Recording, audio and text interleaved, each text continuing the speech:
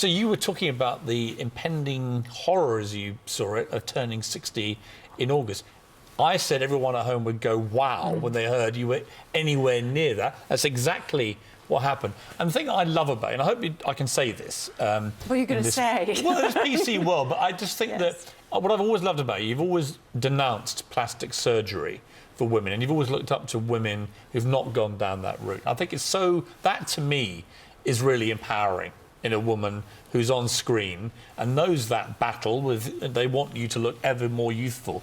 Tell me about that conundrum, the battle that women who act have to put up with, I guess. Well, I think it's difficult to age, you know, in a spotlight. And that's one of the reasons that I became an executive producer and particularly wanted to tell the story of Sensitive Skin, because it's really reflecting and I'm examining what's going on in real time for me. Women that I know from my generation, baby boomers, they're just getting started. They're saying, well, you know, I went left instead of right in my 30s or my 20s. So what about that road I didn't travel? What about doing it now? Time is finite for all of us, but I think as you get older, you finally start to realize there's some choices here that I still haven't made and I still can make, and why not? The show Sensitive Skin is all about somebody who used to be a model and became an actress and is facing... Slightly, yeah, she knows she was one of those women... You know, that's what's so interesting about this. You know, Samantha Jones is a superwoman, you know, and most of the characters on TV, they're super doctors or lawyers. This is a woman who's made choices that we consider, from my generation especially, to be safe. But they weren't completely safe. You know, she compromised a lot, I think, in her relationship, and you see her relationship with her children and her sister. And I think that is reflecting a lot of what real women are experiencing, which I'm more interested in, which is the truth, instead of like these super beings that are out there in the news. But the super being sort of model also applies to looks, doesn't it? Yes. As you were saying, you know, but when we spoke to you earlier, in a way that it doesn't apply to men in the visual industry. Well, look at Hillary Clinton. You know, is she getting enough sleep? Is she tired? What's she wearing? Who's she wearing? Although Piers would say Donald Trump. I hear exactly the same stuff about the way Trump looks. They mock his hair. They mock his this. So to me, that is certainly mockable. The hair. Right, but you see, but I hear women do that with impunity at Trump, but they don't want it happening to Hillary Clinton. What's the difference?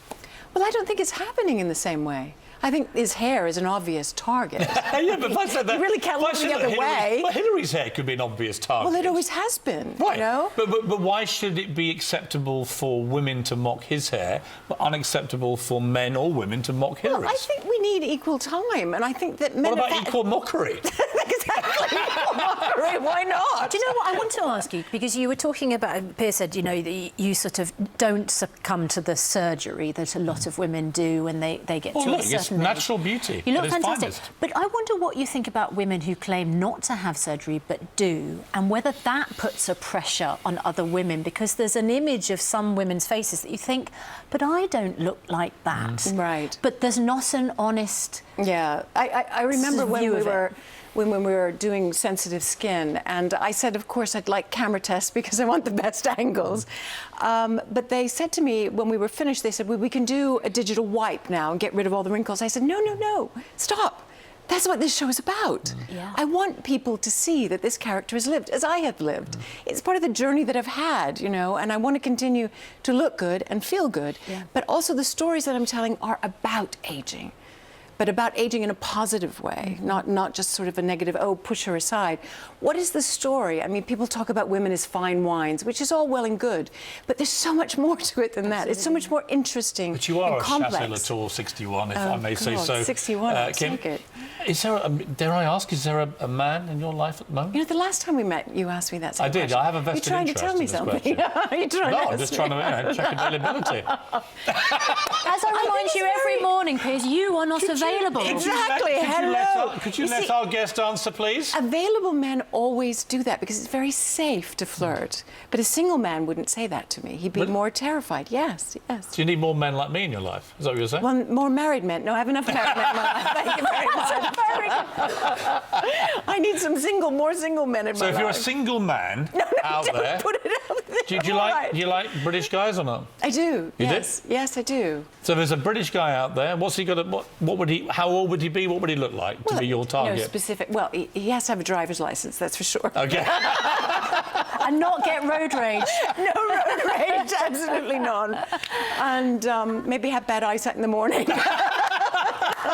You'll be a bit crusty like the rest of us, you know. I've had laser surgery, so that will, I'm afraid, rule me out. You'll be disappointed to hear. We can talk to you all day. Yeah, lovely to see you. Thank you so much. Come back soon. Pleasure. We'd love to see you.